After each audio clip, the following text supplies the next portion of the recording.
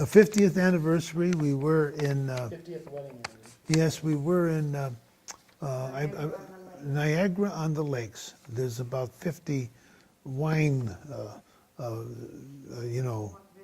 vineyards around that area. They call it the Napa Valley of the East. And so I've never been there, so we went there on our 50th anniversary. And I was, thinking about what we were going to use for in 2007 for our motto. And I went into this one hotel, and they had a sauna,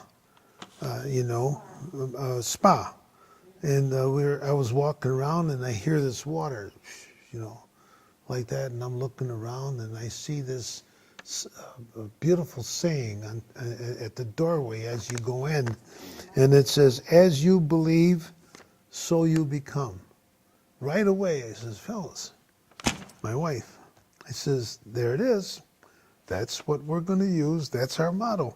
I was so excited I couldn't wait to come home and put it on the card and get it done, and everything. But I think that's a wonderful motto. They actually, they're almost repeating the other things too, but it sounds really nice. As you believe, so you become. The kids really like that. And then in 2010, my mother and dad, they're from Italy. I have the two other brothers who were born in Italy. And my mother used to always tell me when I was weak and, I didn't feel like doing things in Italian, she would say, "State forte, Alberto." That means stay strong. Stay strong, Albert. Don't you mess around, because my mother was one tough hombre. She was tough. She had arms like this.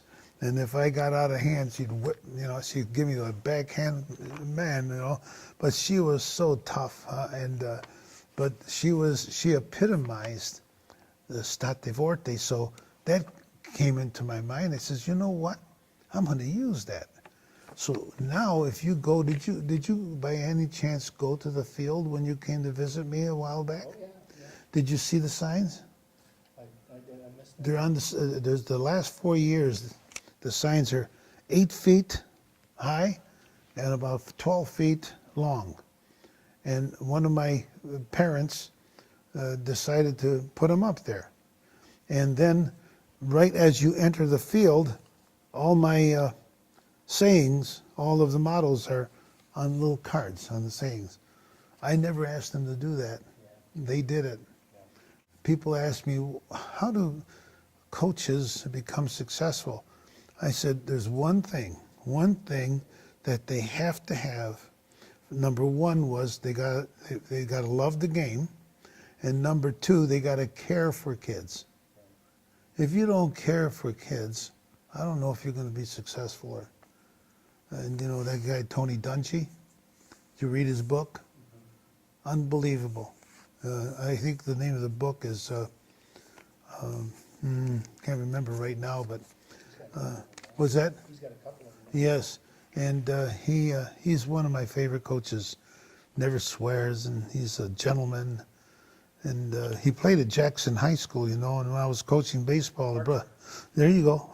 When I was coaching baseball, we went to play them in a baseball game, and I had to introduce him one time at a football clinic, and he came up to me. He says, "So you're still coaching? I remember you when you were coaching baseball at Brother Rice." I says, "Did we win?" He says, "Yeah, you guys won. You're lucky." I said, "No, we were better than you guys." But he's a great guy. He's a great guy. Two big influences. Well, actually, you said the biggest influence in your life were your three brothers. That's right. In what ways did they influence? Well, my brother Guido, who's 90, he was in the war, and he got captured from the Germans, and he never talked about him, being in the service until these last 4 years ago, and he told me about his experience. And he was a tough guy. He was a sergeant, and he had a platoon, and he said some things that I'll never forget about how tough it was for him. He was in a concentration camp.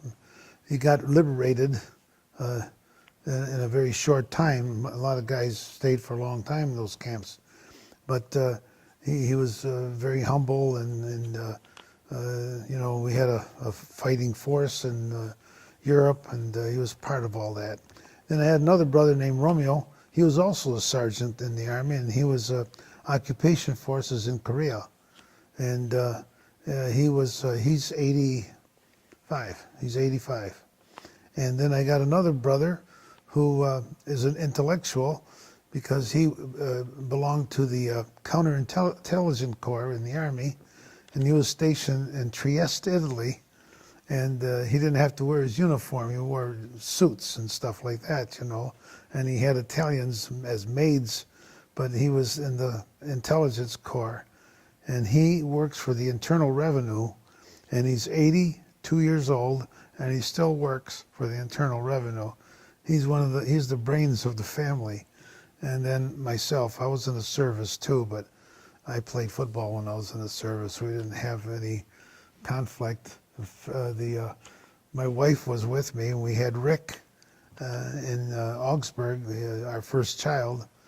But my brothers always never were satisfied.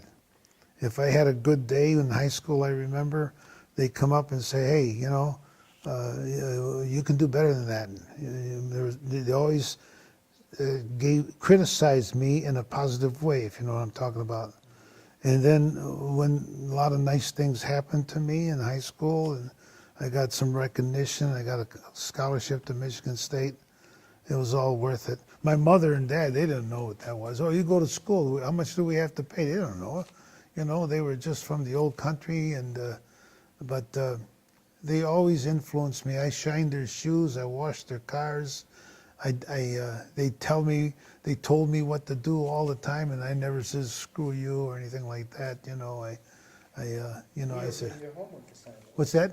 Guido gave you a homework assignment. Yeah, he punished me, but I had to read Huckleberry Finn, because he was a smart guy in high school. He was really intelligent. So was my brother Angelo, and my brother Romeo. He quit school when he was in 11th grade. But I had to read Huckleberry Finn. It was a good book to read, but what he did, he says, "I want you to write a report." So I wrote a report, and he's like my teacher. I hated him. I said, "What do you mean? He says, this is on bad English. You got sentence structure's no good. You got to rewrite it again." Oh, man. You remember, Phyllis? I told you that.